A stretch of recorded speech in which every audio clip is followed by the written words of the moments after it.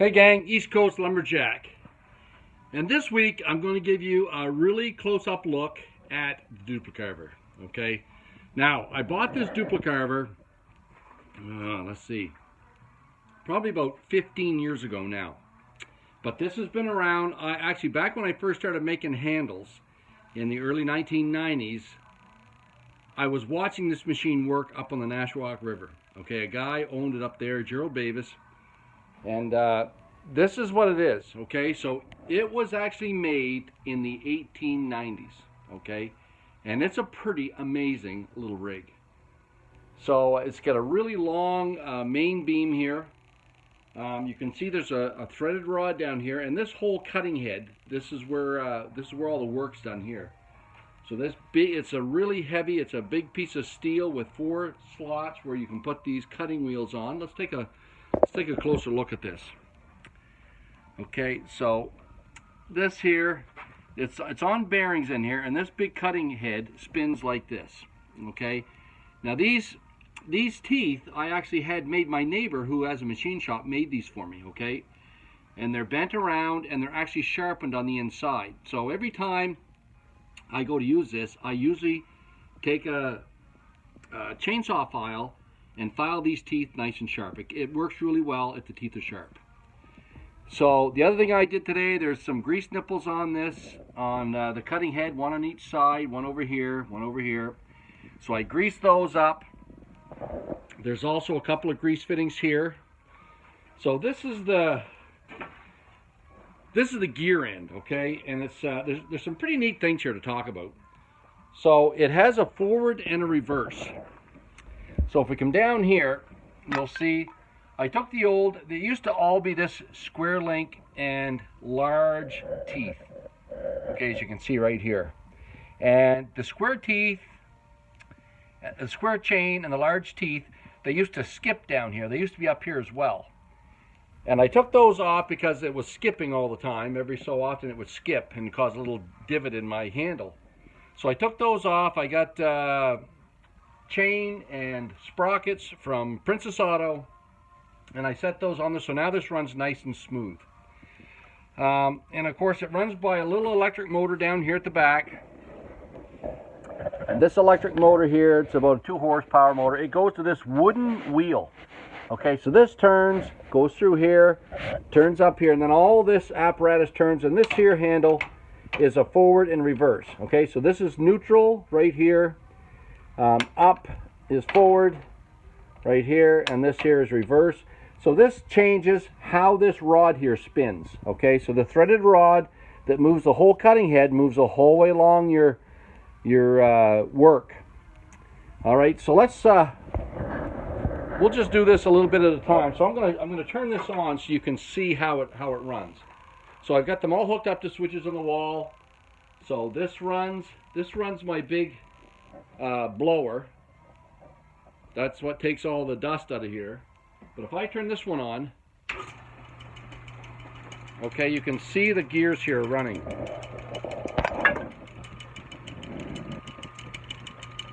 Okay, so the wooden wheel down here, there's my wooden wheel spinning. It comes out here to this sprocket. This comes up and turns this big wheel. Okay, and now there's 2 things happening here. It has a small gear here that goes to turning my threaded rod, and then it has, I better put that here, and then it has another sprocket here that goes up that actually turns my gears up top here. Okay, so when the gears up top turn, they rotate this is your pattern out back here.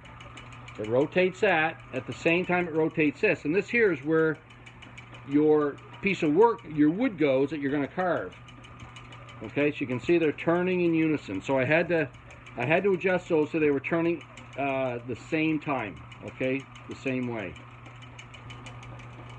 So okay, now I moved. What I did is the handle here, because it was down, it moved my work out here to off the end. Okay, so the end of the, I'm going to make some sledgehammer handles now. So we're about 4 inches from the end. So I'm going to move this down here. So when I put the handle down on this, it engages my gears and turns this. Actually, let's see now. Which way is it coming? I think it's coming the wrong way. It is. So down is to the left, up is to the right. So I moved it up here. So now it's going to be moving this way. This piece here, this finger travels along your pattern, and of course it's right in line with your cutting wheels. And now it's moving it back down this way. You can see this is slowly, as it's turning, moving it down this way. That's because our threaded rod is turning backwards and moving it down to the end. Okay, so you can see here, I'm right down. We're right at the end here of the handle, so that's where I want to stop. So I'll come down here and disengage it. So now it's in neutral. You'll see that the threaded rod is not spinning. So it'll stay right there. Now I'll probably just shut this off.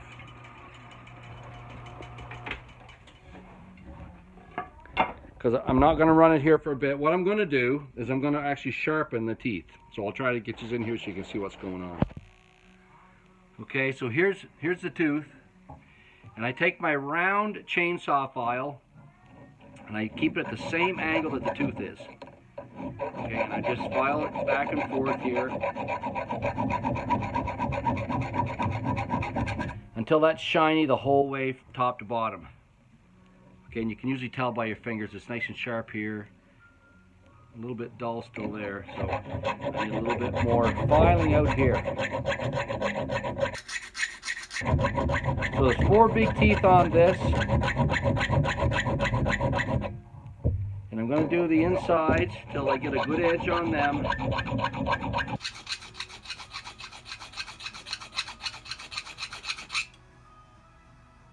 There. Then I take a flat file, this is a cant saw file, and I just do the top where there's a little bit of sometimes it collects a little bit of wood, gets a little bit of wood polish on the outside here, so I just go over the outside of the tooth and clean that little bit of wood, burnt wood is what it looks like, off of there, and that gives me a really good edge the whole way around. So there's one tooth done. Here's tooth number 2, and you can see here on it, there's the wood that gets burnt onto it, so you can see that. So I clean that off, and then of course I go back, same thing, I'm going to file the inside of this tooth.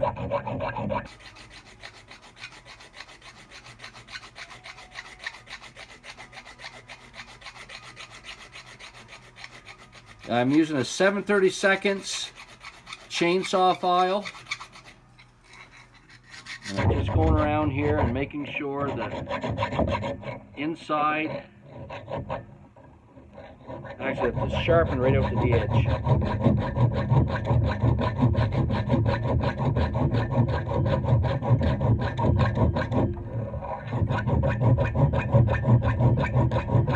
Doesn't take too long. It's just the hard hickory wood and knots that causes that to get dull. It's not hitting any metal or anything. It's just, and again, this is not hardened steel either. It's just regular grade steel. So a little bit of it's sharpened everywhere there now. So that tooth there is done. So I'll do the same thing.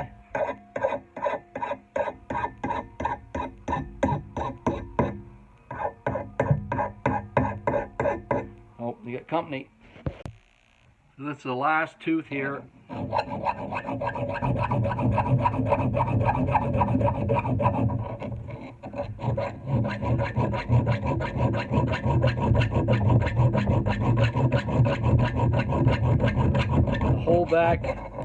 That whole back bevel is shiny, so I know that it's sharp out the tip.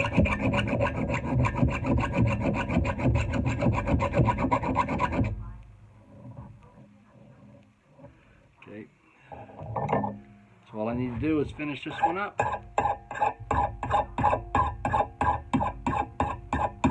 I'm just taking a little bit of burr off that round file put on there once I get up to the edge. There we go. So that's all 4 teeth. 1, 2, 3, 4 are all sharpened, ready to go.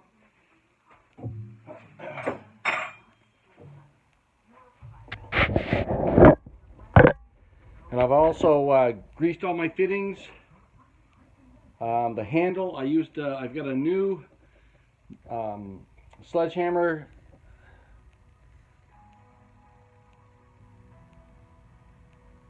mold out there. So then what I have to do is I have to make this here fit. So this is the bolt I'm going to use for here. It's a little bit big. This is only about 1.25 inches by 1.5 inches. I've got about 2.5 by 3 here, so it's a lot larger than it needs to be. So the key thing is, this is the end here that goes into your wood, okay? And I know some guys just tap that flat onto the end, but what I do is I actually use a drill and drill that out, okay? So that it slides onto here. I want it to slide onto this and hold it a lot better. Because I have in the past had it spin out, and of course it spins, it gouges your wood, and it's all done. So for the few minutes it takes to actually drill that a little bit deeper into it, and then this end is held, the opposite end is held here, okay? So this is just a pin, slides in and out, and then this here turns down and actually tightens onto that. So to put that in, I know it's going to be a little bit tough to see. I'll try to show you how I put it in. So it takes a little bit of convincing, and not a lot. Actually, a little bit is serious, because it just one end slides into that groove.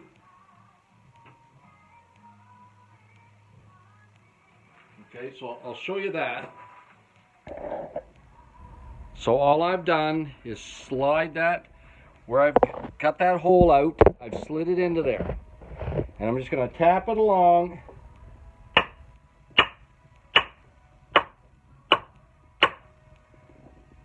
So I've tapped the far end in so it's nice and snug. Now I come back to this end and fasten this end. So the good thing is you can, this lever moves it in and out. And I just tap it in here nice and snug. And I know from experience, if I tap too much, it'll actually split the wood. So I tap it in there so I know it's nice and snug. Now I'm going to tighten this down, okay? This little handle here is welded onto a threaded rod. It goes down in there and holds my sliding piece back and forth. So it's good and solid there. Now, the next step, because the last piece I finished on here was almost the same height as this, so I had the same thickness on my back piece as I do on my front piece. So now if I start running this motor, it's going to gouge really deeply into the wood. So what I need to do is I need to raise, that's a little bit tough to see too, but I need to raise this, okay? So this is my lock nut here. And once I've locked it, I'm going to move this back. This is on a threaded rod. And all it does is it moves this down. So you can see that this here all pivots. Okay, so this pivots this way.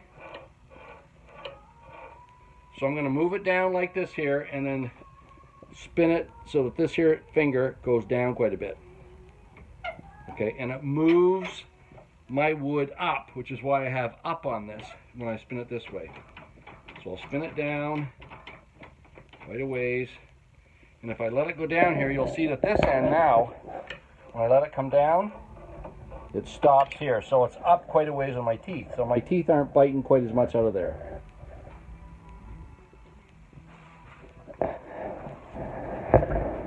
So it looks like we're pretty much ready to go. And while this is working now, I can turn this out, and it's just slow when it works its way down here. I just spin around here and I start making some handles on the bandsaw. So Let's see if we can't set you up here.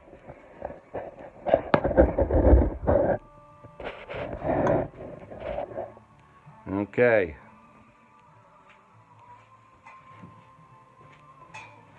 So the biggest thing is she's pretty loud when she's running. So I'm going to put these on, and I'll show you, I'll go through the steps I'm going to do. So I'm going to turn it on. I'm going to turn on my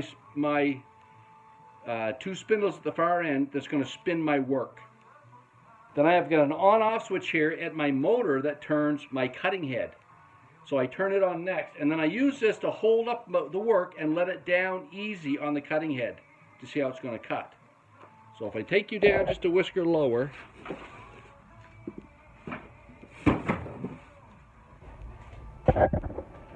there. So now you'll be able to see everything. Okay, so this is my cutting head. So first things first, I'll turn on my fan. That's going to suck all the stuff, the sawdust out. They're going to turn on my wheels. So now my wood piece and my pattern are both turning consecutively. Now what I'm going to do, I'm going to turn on my motor.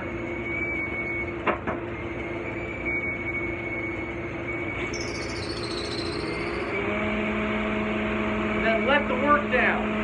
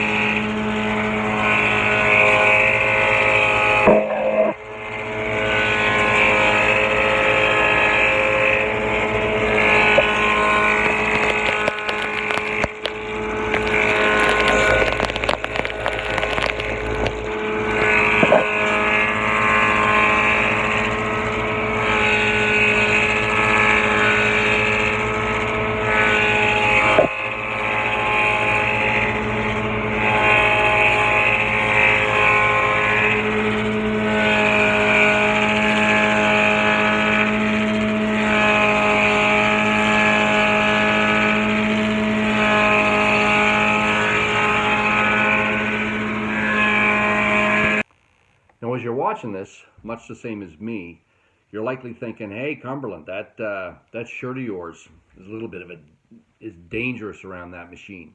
And I realize that. I've run the machine now for what, almost, well, whatever, 15 years, I guess I've been running the machine, and not all the time, but on occasion. And believe me, I'm more aware of this than you are. Couple things. I usually. The far end, where the pulleys are, where the chains and sprockets are, that runs very slowly. There's nothing down there of any danger, which is kind of nice. The only place on the machine that's what I call violent, and that's the cutting head. And of course, that's a 5 horsepower motor, and it's running pretty quickly with a belt. So one thing I have learned over the years is that cutting head's going around, everything that comes off flies against the wall, thankfully. Although pieces do go flying every which way but loose. And in all honesty, that's probably the biggest danger of the machine, is just stuff flying off it. However, I do know that those two turning pieces there are turning, I don't know what they're turning at, 3,000 RPM. They're turning fairly quickly. So I do two things. Number one, if you watch me, I'm always holding. Even if I have a sweater on, you can say, yeah, that's, let's fly. It doesn't matter what you have on, okay? Even if it's a sweater like this here, okay? I'm always holding it next to my midsection, okay? I don't let it flop around out there. And I use it, so I do two things. One hand is turning my gauge, moving it up and down. At the same time, my second hand is holding my sweater, my shirt, whatever, so that I know that nothing's going to get into that pulley. Okay, so if you watch me, you'll see that I do that a lot. So, and I always work turning my threaded rod up and down from either one side or I go from the other side, okay? I don't go right behind it and I don't get close to that pulley. So, just so you're aware, I know I'll get some comments if I don't mention it. So that's what I'm doing, and if you watch, you can see that. And so that's one thing. The second thing is, because it takes almost 20 minutes to go the length of a handle, let's use time lapse. Make it go a little bit quicker, a little bit shorter video today.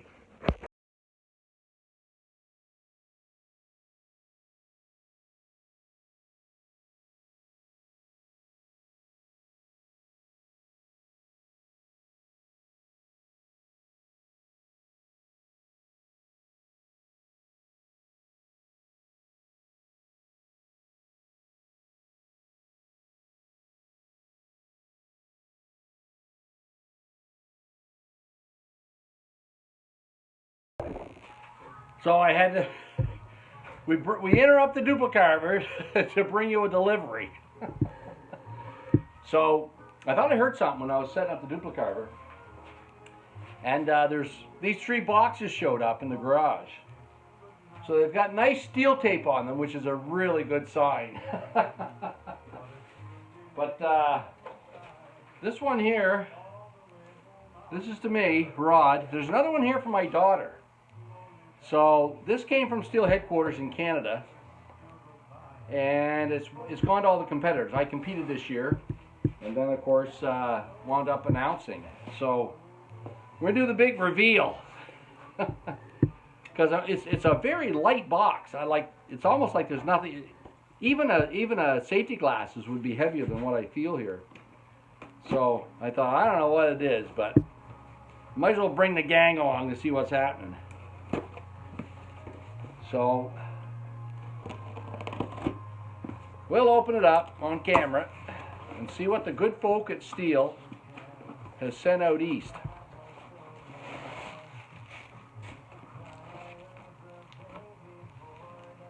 Oh, that's nice.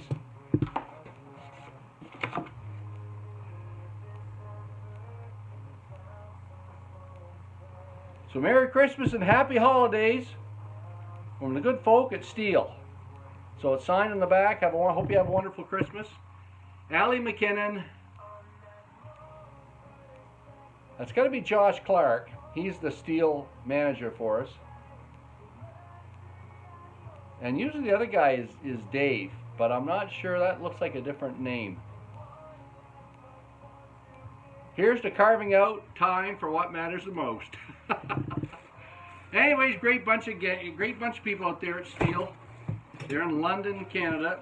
So now, let's take a look and see what is so light in this package.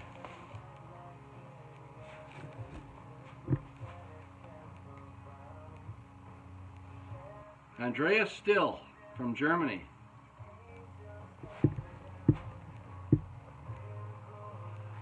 I dare say it's an ornament for the tree. That's what it looks like.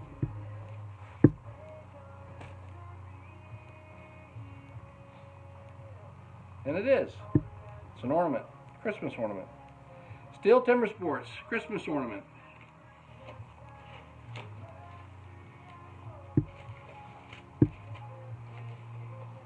So that's kind of cool.